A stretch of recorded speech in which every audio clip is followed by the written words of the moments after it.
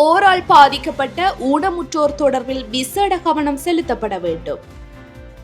வடக்கு கிழக்கில் போரால் பாதிக்கப்பட்ட ஊனமுற்றோர் தொடர்பில் விசேட கவனம் செலுத்தப்பட வேண்டும் என பாராளுமன்ற உறுப்பினர் ரா சாணக்கியன் வலியுறுத்தியுள்ளார். பாராளுமன்ற சபை அமர்வில் கலந்து கொண்டு உரையாற்றிய போதே அவர் இந்த விடயத்தை குறிப்பிட்டார். பிறப்பிலிருந்து விசேட தேவையுடைய நபர்கள் தொடர்பில் கரிசனை காட்டும் அதேவேளை உள்நாட்டு போரினால் பாதிக்கப்பட்டு ஊனமுற்றோர் தொடர்பிலும் விசேட கவனம் செலுத்தப்பட வேண்டும் என ரா சாணக்கியன் கூறியுள்ளார். இவர்களுக்கான மாதாந்த கொடுப்பனவு அதிகரிக்கப்பட வேண்டும் எனவும் அவர் கோரிக்கை விடுத்துள்ளார். மிக முக்கியமாக உங்களுடைய இந்த விசேட தேவைகள் இல்லாட்டி விசேட தேவை உள்ளவர்களுக்கான இந்த ஒரு சட்டம் மூலம் கொண்டு வருவதை பற்றி நீங்கள் இல்லாட்டி ஒரு பாலிசி கொண்டு வருவதை பற்றி நீங்கள் சொல்லியிருக்கிறீர்கள். இதிலே பிறப்பிலே இருந்து விசேட தேவையில் உள்ளவர்கள் இல்லாத வடக்கு கிழக்கை சேர்ந்த ஆயிரக்கணக்கானவர்கள் இருக்கிறார்கள். போரால் நடந்த போராட்டத்தால் ஊனமுற்றவர்களாக மாற்றப்பட்டவர்கள். இந்த போராட்டத்தினூடாக மாற்றப்பட்டவருடைய பட்டியலையும் நீங்கள் இந்த பட்டியலை உள்வாங்க. உதாரணமாக சொல்ல போனால் மட்டக்களப்பிலே இன்றைக்கு 8310 பேர் அங்கவீனமானவர்கள் இருக்கிறார்கள் என்று பட்டியல் இருக்கு.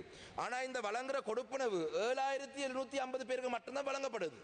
ஆனால் இதையும் தாண்டி வடக்கு கிழக்கிலே போரால ஊனமுற்றம் அடைந்தவர்கள் ஆயிரக்கணக்கானவர்கள் இருக்கிறாங்க.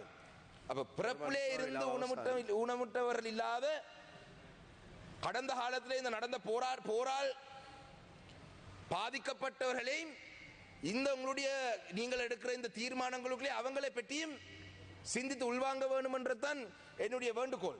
ஏனென்றால் அவர்களுக்கு குரல் கொடுக்கிறதுக்கு நாங்கள் மட்டும்தான் இருக்கிறோம்.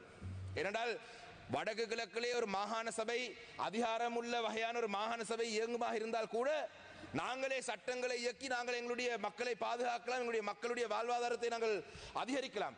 ஆனால் அதை பறித்து வைத்திருக்கிறீர்கள். தமிழ் மக்களுக்கு இந்த நாட்டிலே தமிழ் மக்களுக்கு இந்த நாட்டிலே எங்களை ஆளக்கூடிய வகையான ஒரு ஆட்சி முறை இல்லாதபடினால் சில விடயங்கள் செய்ய முடியாது. அந்த வகையிலே இந்த சொன்ன விடயங்களை நீங்கள் கரிசனையில் எடுப்பீங்கன்னு நான் நம்புறேன்.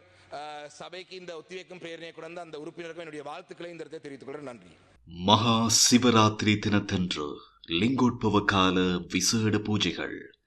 யாழ்ப்பாணம் நாவற்குழி திருவாசக அரண்மனையிலிருந்து நமது டிவியில் நேரலையாக